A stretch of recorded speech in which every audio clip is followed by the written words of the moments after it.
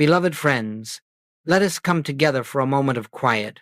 Before we speak of prayer, before we inquire into its nature, let us rest, simply rest in the awareness that something sacred is already here. Not something to be achieved, not something to be summoned, not something to be earned, but something that is, for many centuries we have been taught that prayer is an act of reaching out to a God somewhere, somehow, above or beyond, reaching out from a sense of need, a sense of lack, a sense of fear or insufficiency, and so we struggle and we plead and we hope that some higher power might look upon us with favor. But this is not prayer. This is the mind, unaware of its true source, trying to make contact with its own self. In the infinite way, we begin not with words, but with silence, not with asking, but with listening. For prayer does not start with our voice. Prayer begins with a recognition that there is a presence here before any thought, before any request, before any desire.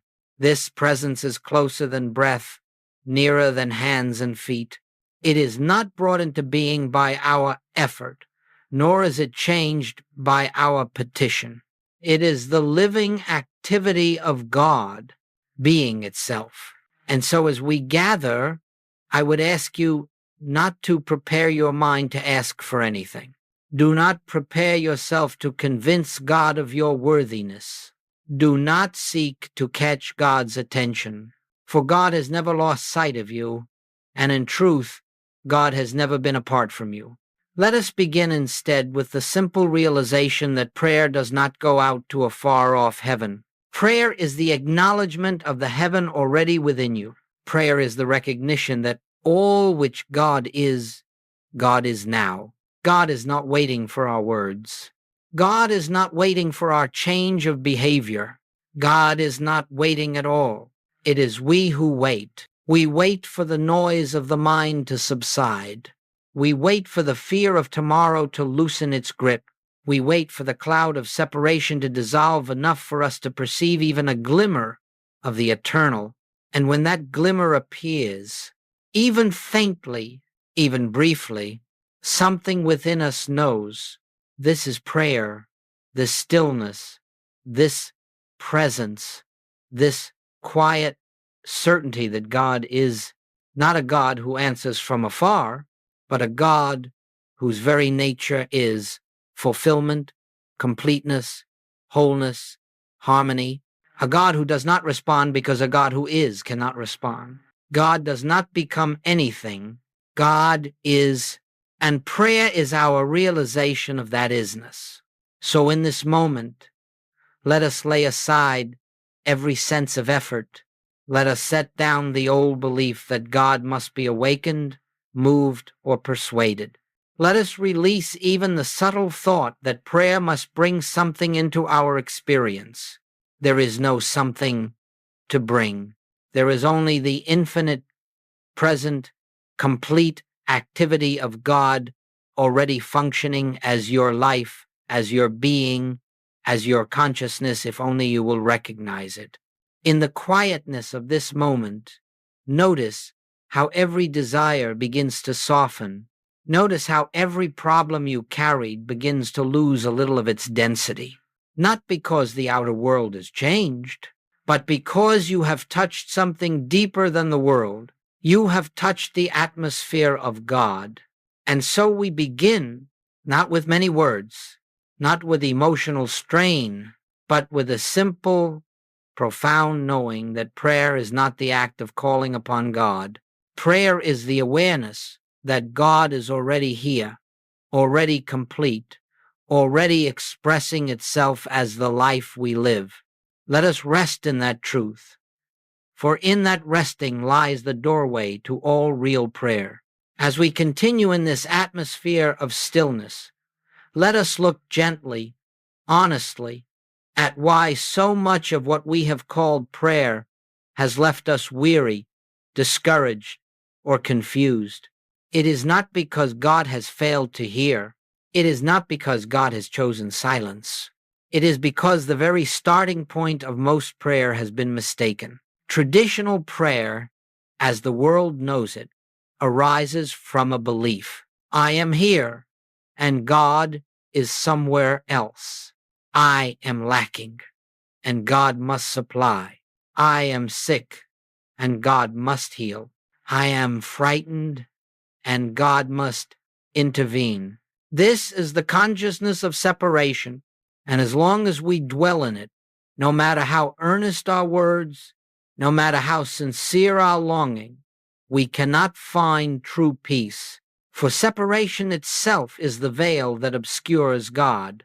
You see, the moment we believe we must reach out to God, we have already concluded that God is not where we are. The moment we attempt to persuade God to act, we have already accepted the illusion that God has not acted. The moment we ask God to bestow something, we have unknowingly declared that God has withheld something. And so our prayers, though heartfelt, are built upon an unreality. There is no separation. There is no distance. There is no interval in which God is absent and must be summoned. Yet the human mind, unaware of this truth, prays as though it is alone in the universe, hoping that its cries will pierce some distant heaven. Think of it this way. If the sun is shining in its fullness, but you place a heavy curtain before your window, you may sit in the dimness and ask for light, but the light has not withheld itself. Only the curtain stands between you and its warmth. So it is with God. God does not withhold light, life, love, harmony, but the belief in separation, the curtain of I am here and God is there, prevents us from experiencing what has always been ours. Traditional prayer fails not because God is unresponsive, but because the prayer itself begins in an assumption that denies the truth of God's omnipresence. You cannot stand in the conviction that God is everywhere present and at the same time pray as though God must come. You cannot know that God is the very life of your being and simultaneously beg for that life to enter. You cannot affirm oneness while acting from twoness. This is why the world's prayers appear unanswered, not because God has withheld, but because the prayer is rooted in illusion.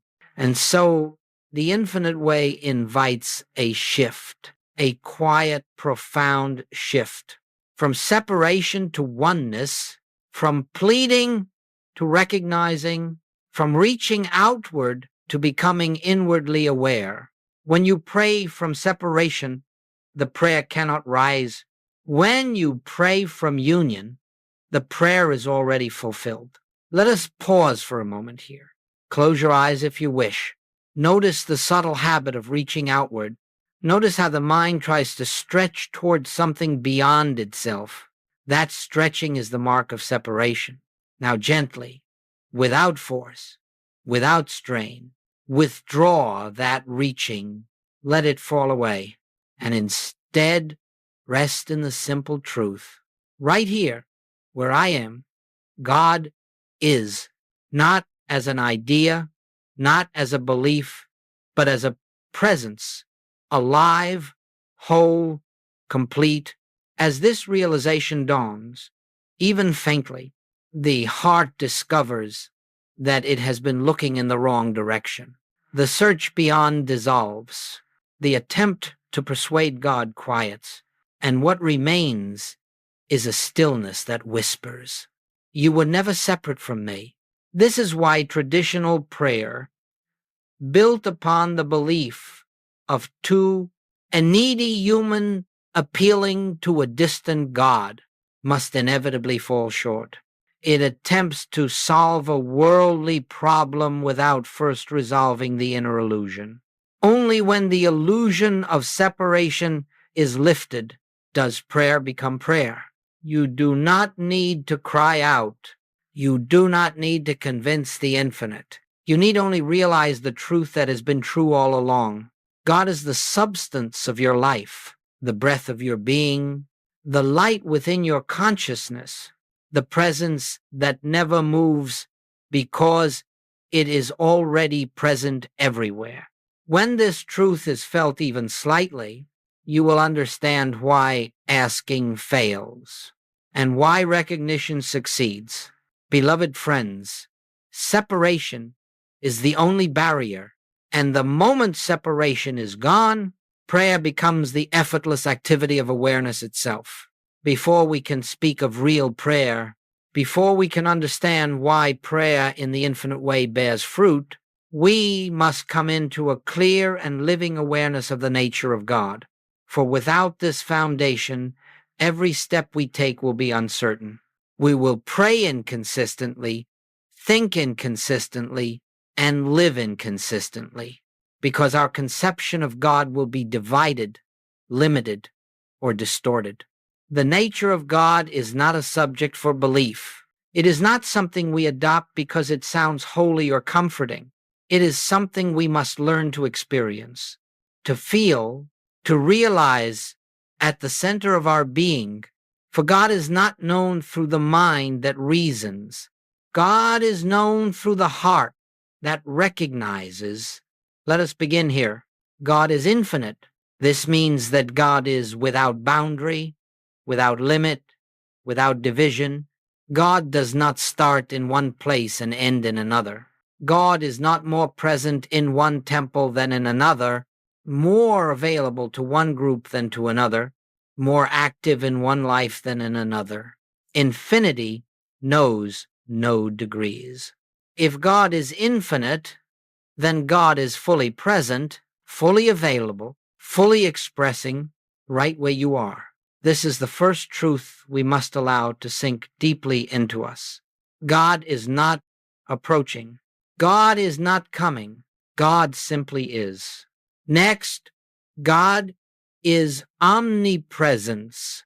If God is omnipresent, present everywhere, then there is no spot where God is absent. Not in your home, not in your workplace, not in your distress, not in your darkest hour. Even in the very place where the mind reports fear, disease, or lack, God is there, fully, completely, indivisibly present. To believe otherwise is not to insult God. It is simply to misunderstand God. Now, consider omnipotence. If God is all power, then there is no power apart from God. No power in disease, no power in lack, no power in discord, no power in fear. And so, when we pray to remove a problem, to destroy a condition, to overcome an obstacle, we are unknowingly granting power to something that has none. We are praying to an illusion.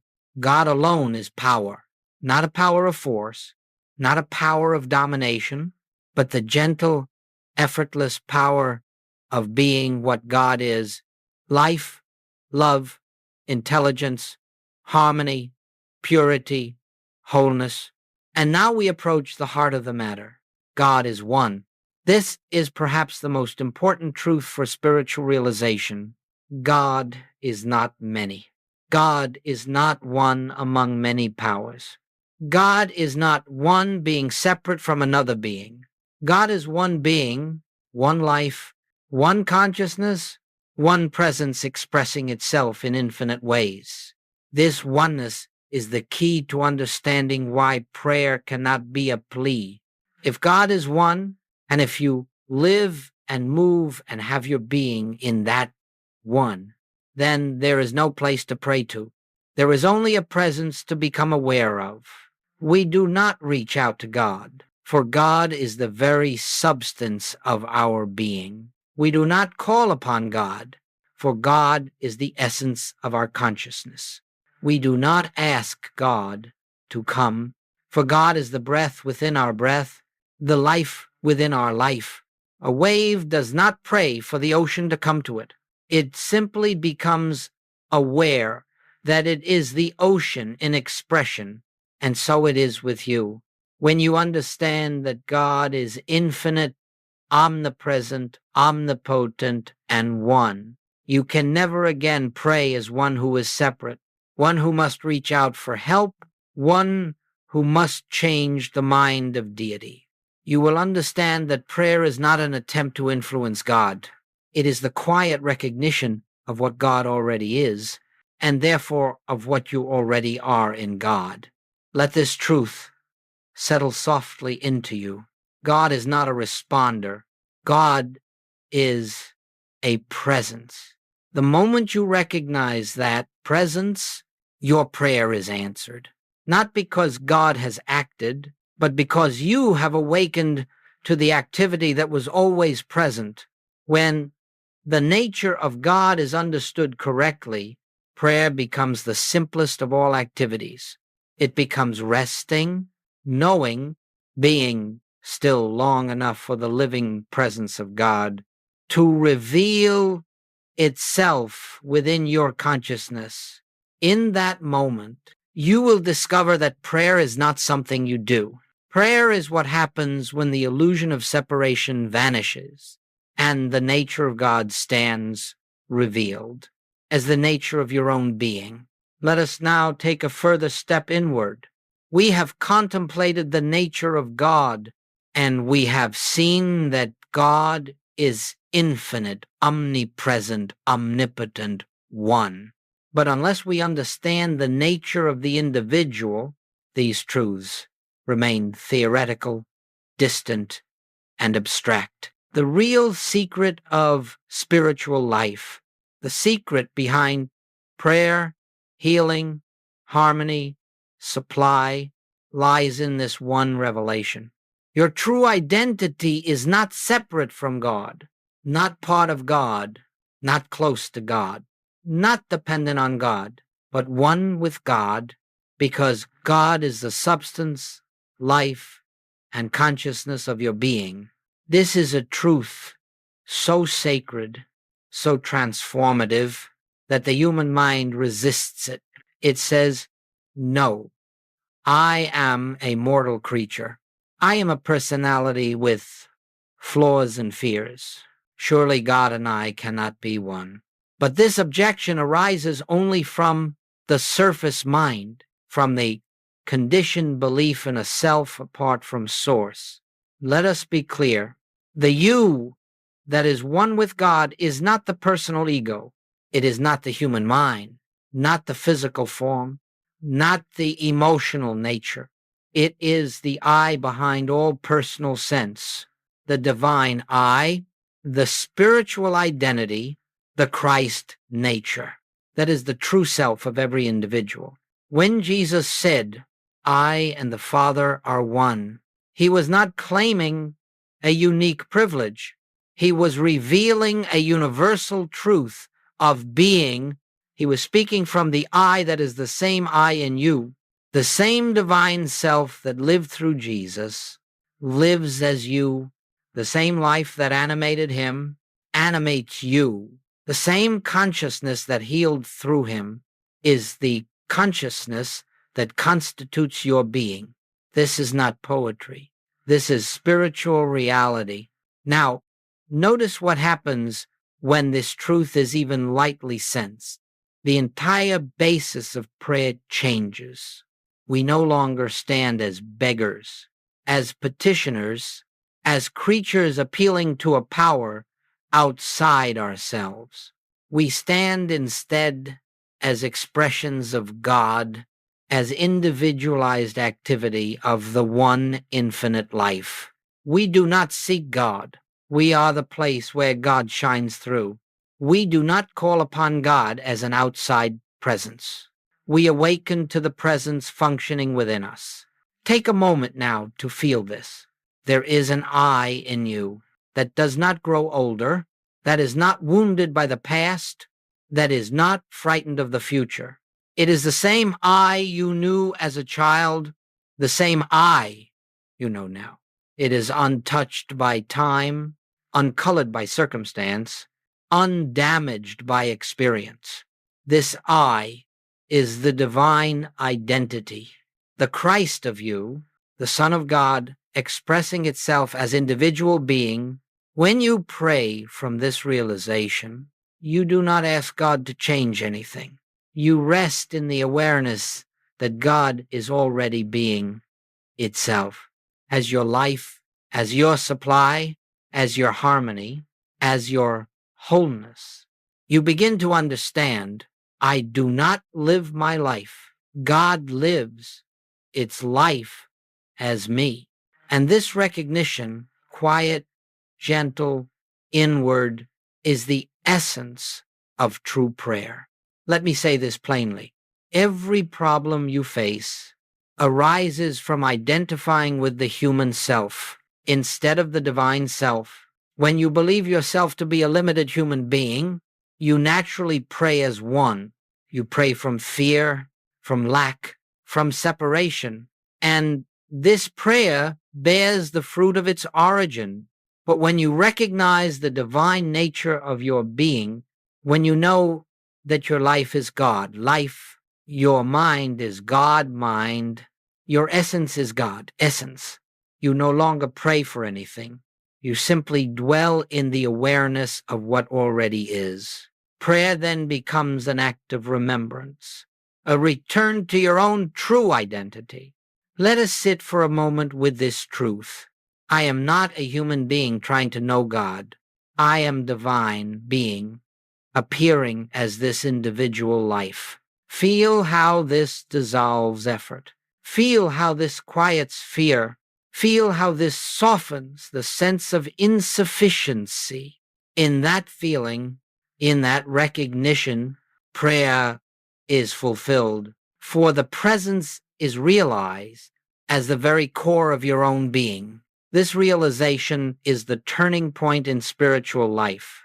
Once you grasp even a glimmer of your divine identity, the old mode of praying, begging, pleading, hoping, falls away like a worn-out garment. You awaken to the truth that the God you sought was the self that was seeking.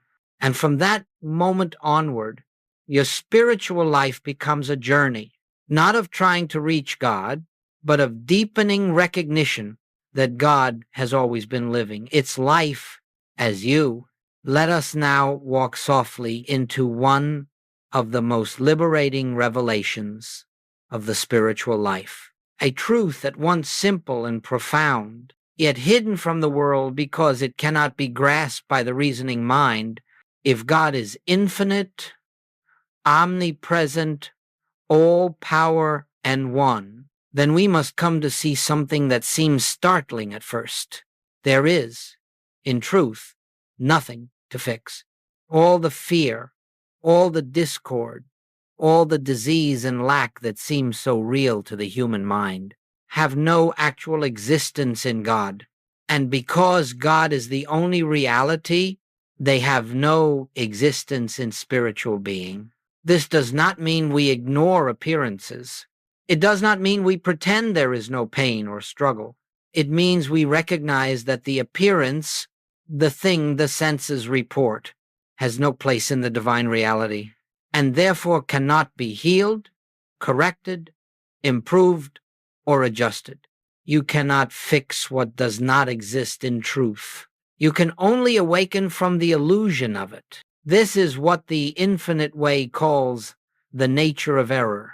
Error is not a power to overcome, nor a condition to remove, nor a force to battle. Error is simply the absence of spiritual awareness, a mist of human belief dissolved not by effort, but by realization. Think of darkness. You do not open the window to fight the darkness. You open the window to reveal the light that was always present. And in the presence of light, darkness has no power, no substance, no continuity. It simply is not. So it is with the errors of sense. What the human mind calls disease is not a spiritual presence. It is a misconception of life. What the human mind calls lack is not a real condition. It is a misapprehension of the infinite supply that flows from God as your being. What the human mind calls sin, discord, brokenness, injustice, is not a reality in God. It is an appearance in the dream of separation. Let us dwell on this gently. If error had reality, God could not dissolve it. If it had substance, prayer could not remove it. If it had power, God would be challenged. But God is infinite, and infinity leaves no room for a second power. Thus, error is nothing but the shadow cast by the belief in separation, a belief with no spiritual law to sustain it. Now consider what this means for prayer. If you pray to fix a condition, you are declaring that the condition has reality. If you pray to remove an illness, you are granting it substance. If you pray to correct lack, you are acknowledging a power apart from God. And so the prayer cannot rise, for it begins in the assumption that something real must be changed. But when you understand the nature of error, you will no longer pray for God to correct anything. You will pray to realize that nothing in God requires correction. Let us not misunderstand this. We are not dealing in denial. We are dealing in spiritual vision. Denial rejects. Realization reveals. When a discordant appearance arises in the body, in finances, in relationships, in the world, we do not close our eyes to it. We do not pretend it is not there, but neither do we accept it as real. We behold it as a mental concept, an appearance without substance, and we turn inward to the presence. We rest, we listen, we become still, and in that stillness the truth dawns. There is no power apart from God. There is no presence apart from God. There is no reality apart from God. What I see with the senses is not the truth of being. And as this inner recognition becomes established, the appearance begins to dissolve, not because we fought it, but because we saw through it. Do not attempt to fix a dream. Awaken from it. Do not attempt to heal unreality. Recognize reality. This is the essence of spiritual healing, not the changing of conditions, but the changing of perception, not the correction of appearances, but the revelation of truth. In every moment, every situation, every discord, the infinite way asks us to remember there is nothing to fix in God, and God is the only reality. Let us pause here. Notice the relief that comes when you release the burden of fixing, striving, overcoming. Error is not a stubborn presence that must be conquered. Error is a misunderstanding that vanishes in the light of awareness. As we continue deeper, you will see why this understanding transforms prayer entirely. Prayer becomes not the attempt to change the outer, but the gentle inner recognition that God is the only presence and the only power. And when this is realized, the appearance must change of its own accord, for it never had a foundation except in belief. Now that we have seen the nature of God and the nature of individual being and the nature of error, we come at last to the heart of our journey together, the true nature of prayer. Prayer, as the world understands it, is the act of asking God for something, for healing, for supply, for guidance, for safety, for help. But this kind of prayer, though sincere, rests upon a fundamental misconception, the belief that God has something we do not have, that God withholds until asked, that God reacts to human need, that God responds to our petitions. Yet if God is infinite, omnipresent, and indivisible, what could God possibly withhold?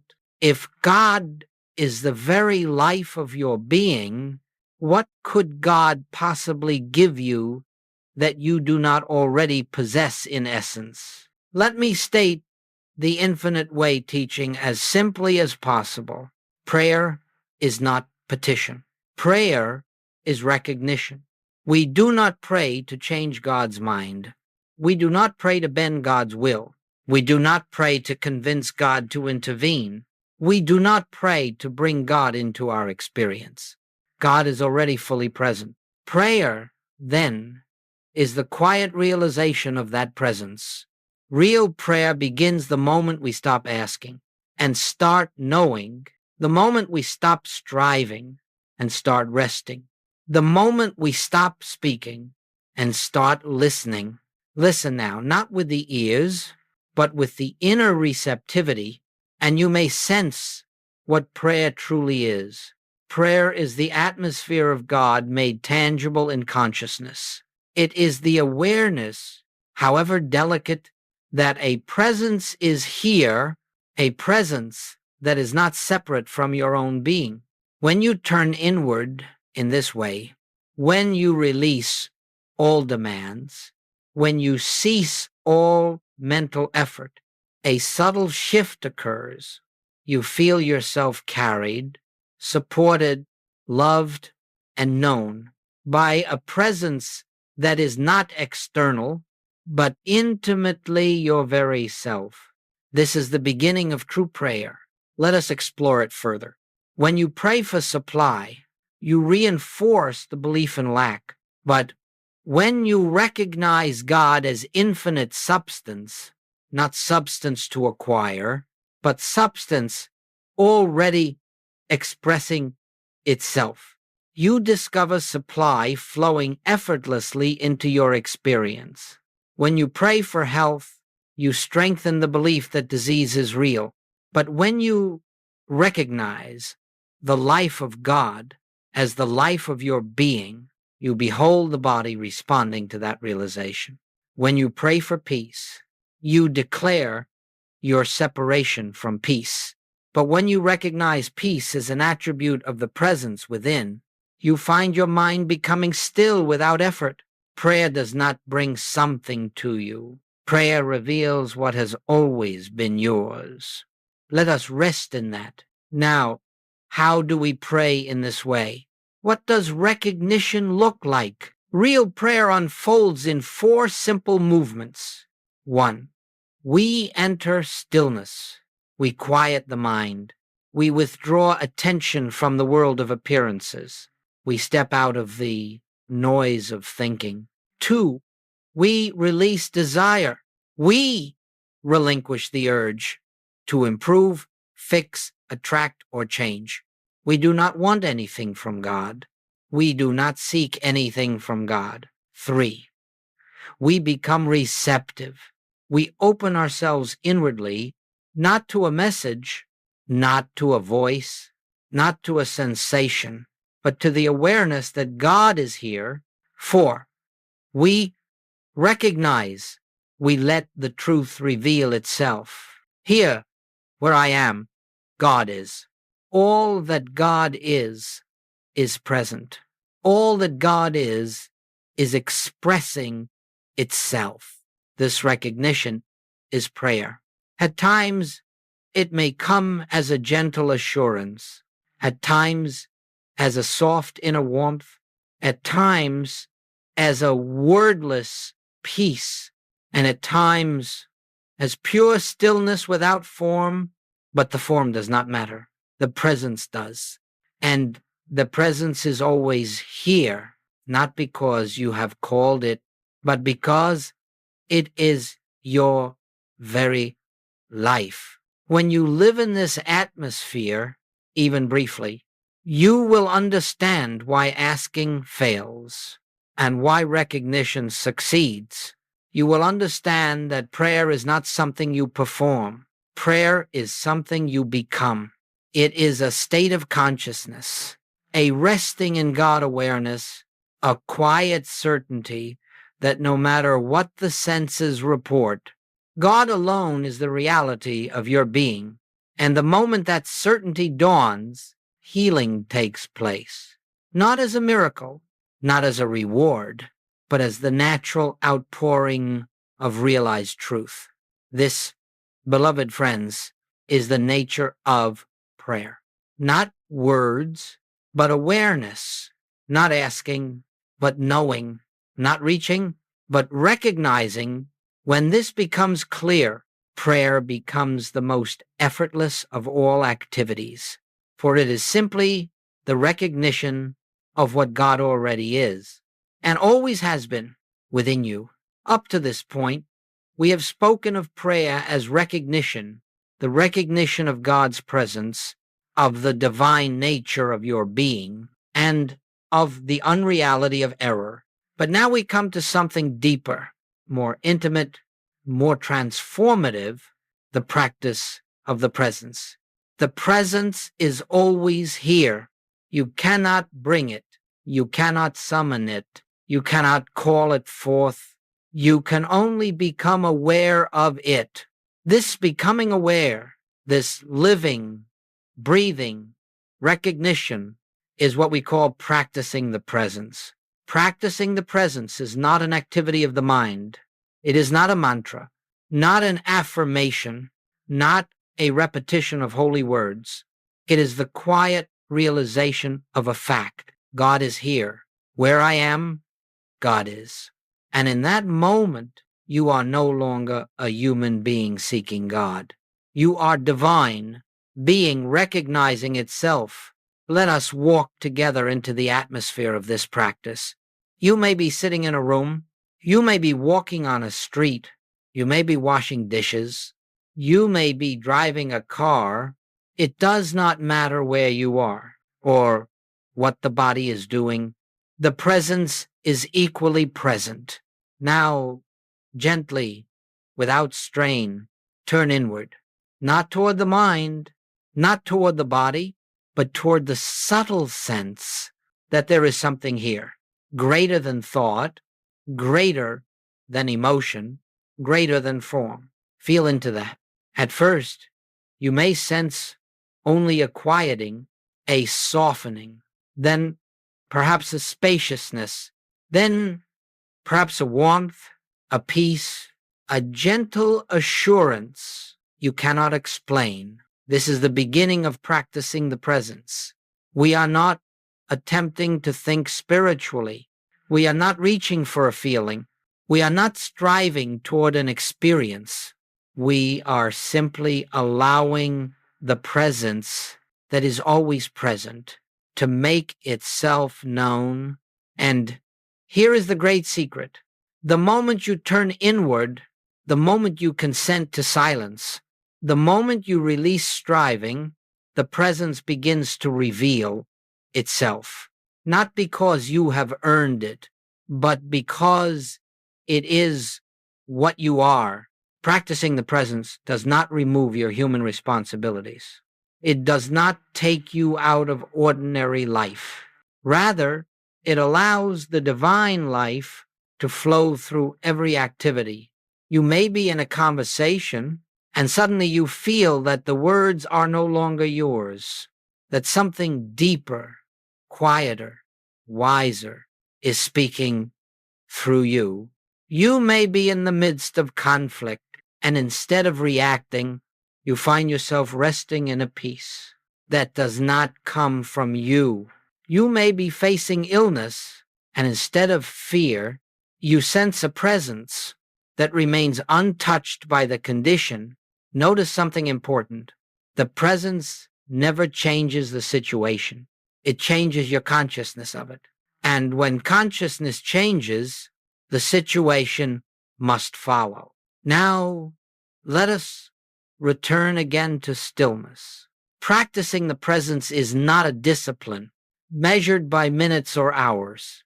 It is a way of living, a way of breathing, a way of relating to existence. It is the habit of turning inward again and again.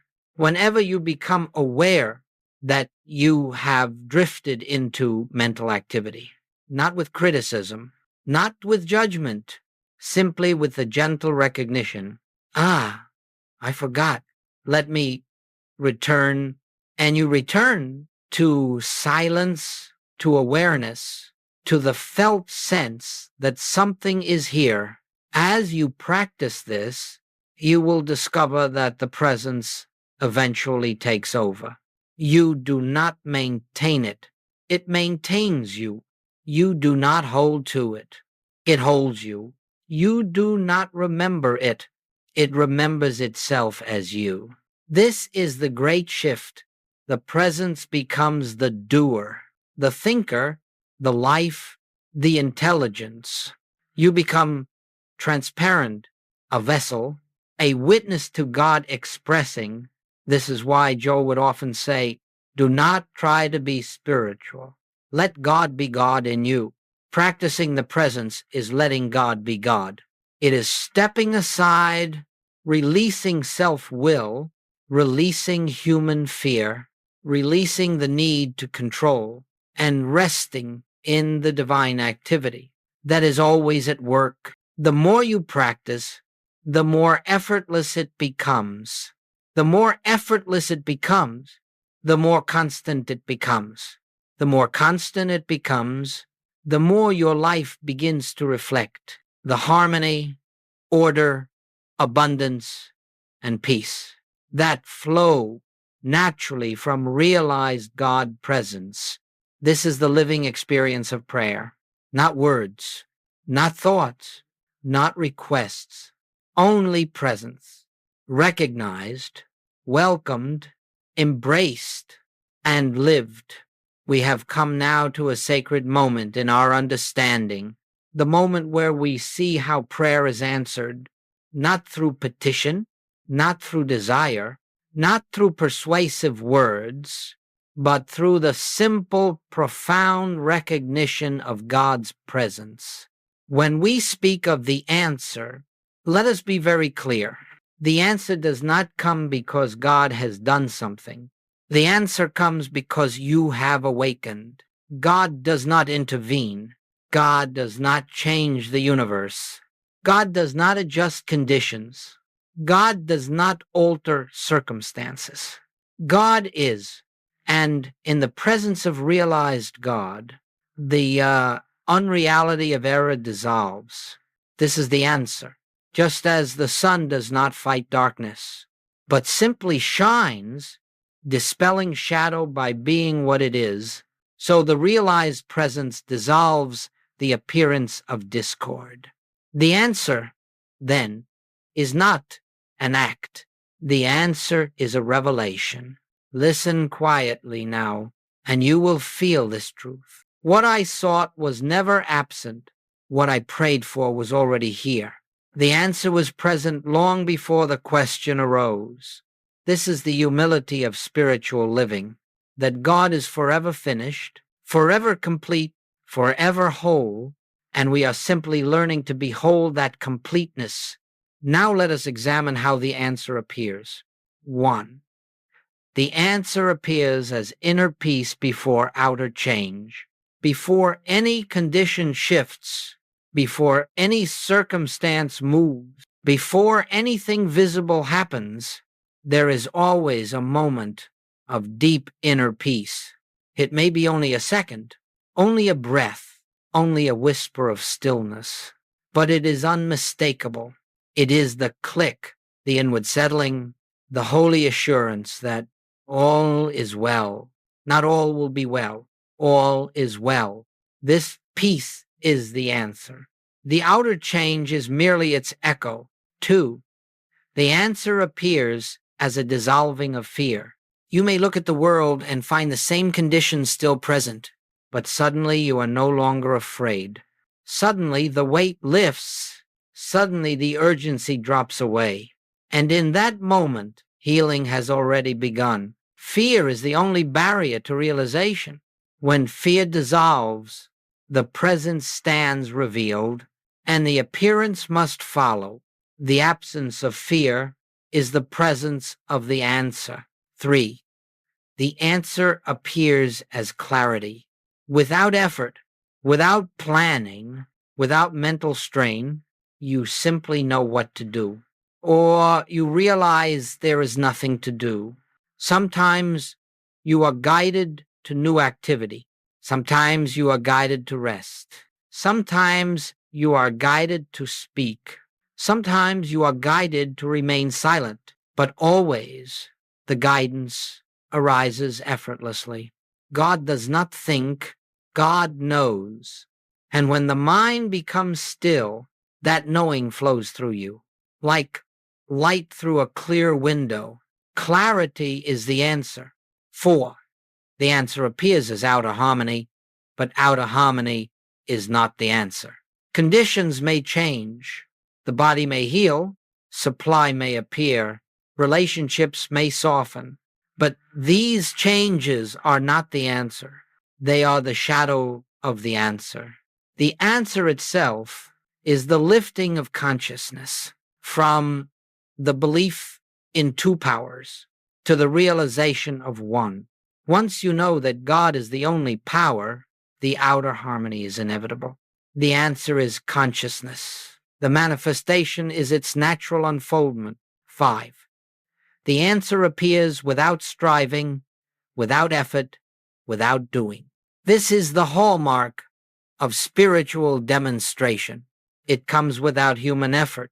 You cannot will it. You cannot force it. You cannot hasten it. You cannot delay it. All you can do is rest in the realization that the presence is functioning, the presence is living, the presence is unfolding its own perfection. And in that rest, the answer reveals itself. This is why Joel Goldsmith always taught, stand still. Do not outline. Do not attempt to make anything happen. Stand still, and the answer emerges. 6.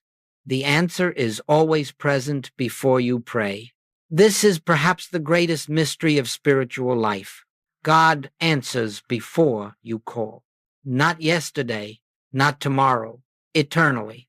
Whatever appears as healing is simply the removal of a false sense. Whatever appears as supply is the realization of divine fullness.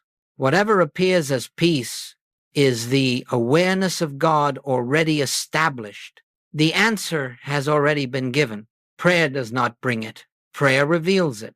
Now listen closely within yourself. Feel the truth beneath the words. Every answer I will ever need is already present in the silence that lives within me. This silence, this divine stillness, is the well of every solution, the fountain of every healing, the source of every harmony. Once you know where the answer lives, you never again look outward. You turn inward, not to ask, but to recognize. And that recognition, quiet as it may be, is the full and complete answer to prayer.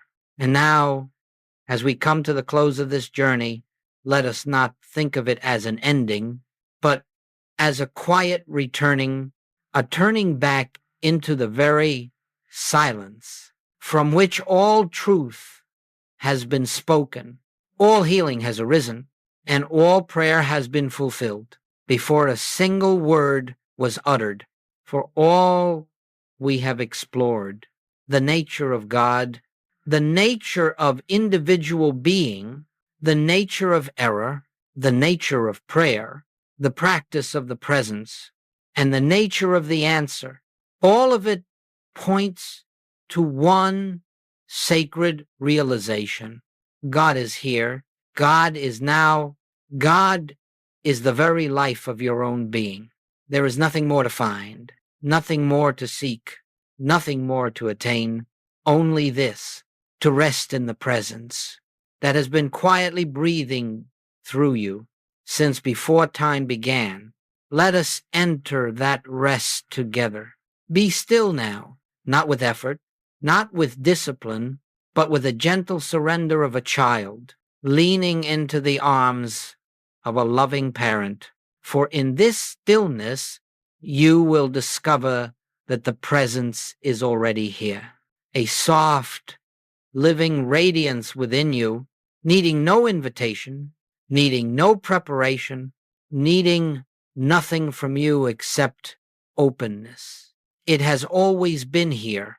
Your journey, your study, your practice, your questions, your seeking, all of it has been leading you, not towards something new, but back to what has always been true. The presence is the prayer. The presence is the answer. The presence is the peace. The presence is the life. The presence is the wholeness. The presence is the abundance. The presence is the love. And you, your true self, are that presence in individualized expression. As we rest now, allow the sense of separation to fall away. Allow the effort to dissolve. Allow the mind to soften. Allow the heart to open. And listen not for words, not for messages, not for signs, but for the silence itself. For the silence is God. And in that silence, every prayer you will ever pray is already fulfilled. Every need is already met. Every question is already answered. Every healing is already complete. Every longing is already satisfied. Every fear is already dissolved. There is nothing more to add, nothing more to seek, nothing more to say. Only this: Father, thou art ever with me, and all that thou art is embodied in my very being. Let this truth accompany you into every moment that follows, not as a thought, not as a belief, but as a living presence within you, guiding you, upholding you, unfolding through you. And as you go forth, remember, prayer does not begin with words. It begins with silence. Prayer does not end with results. It ends with realization. And the greatest realization of all is this: God is the only life you have, the only mind you have, the only being you are. Rest in that. Live in that. Walk in that. And let the presence shine through you as blessing, as peace, as light wherever you go. This is the fulfillment of prayer. This is the infinite way.